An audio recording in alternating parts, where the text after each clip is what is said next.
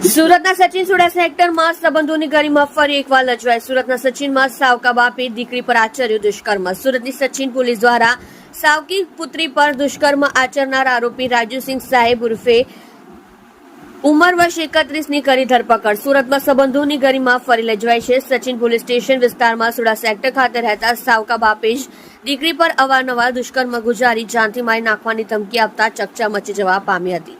બનાવને પગલે દીકરીને સગળી હકીકત માતાને જણાવતા તેઓએ સચિન પોલીસ મથકમાં ફરિયાદ નોંધાવી હતી, જેથી પોલીસે પરિણીતાની ફરિયાદ લઈ તેના પતિ રાજુસિંહ સાહેબ સામે દુષ્કર્મનો ગુનો દાખલ કરી કાયદેસરની કાર્યવાહી હાથ ધરી હતી.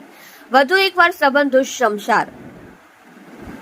છેડતી અને દુષ્કર્મમાં મોટાભાગે પરિચિતો સામે આવતા હોય છે, ત્યારે પાંડેસરા વિસ્તારમાં સાવકા બાપે જ દીકરી પર નજર બગાડી દુષ્કર્મ આચર્યાની ઘટનાની શાહી સુકાઈ નથી.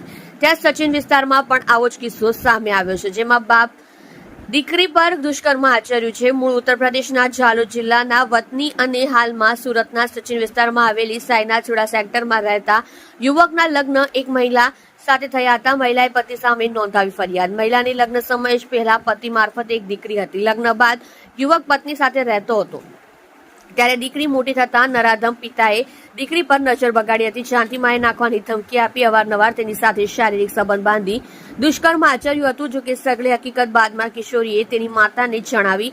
તેની માતાએ સચિન પોલીસ મથકમાં ફરિયાદ નોંધાવતા પોલીસે દુષ્કર્મનો ગુનો દાખલ કરી કાયદેસરની કાર્યવાહી હાથ ધરી. દુષ્કર્મ ગુજારનાર આરોપી સાવકા બાપ રાજુ સાહેબ સિંહ ઉર્ફે ઉંમર વર્ષ 31, ધંધો નોકરી, હાલ રહેવાસી રૂમ નંબર 28 પ્લોટ નંબર 93 મનુશાહુના મકાનમાં ભાડેથી.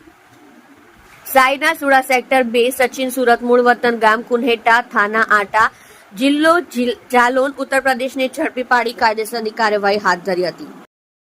તમે જોઈ રહ્યા છો SD ન્યૂઝ ચેનલ ફેઝર શેખની સાથે.